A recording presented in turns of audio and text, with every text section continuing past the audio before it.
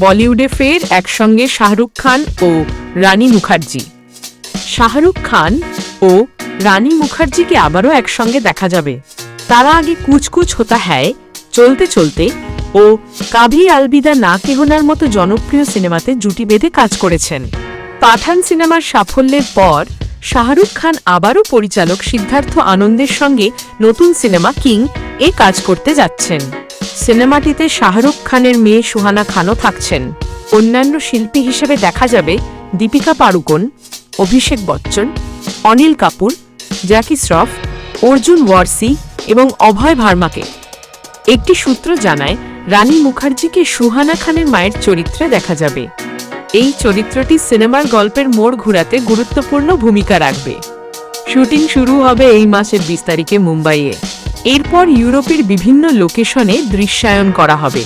নির্মাতারা 2024 সালের অক্টোবর-ডিসেম্বরের মধ্যে সিনেমাটি মুক্তি দেওয়ার পরিকল্পনা করছেন।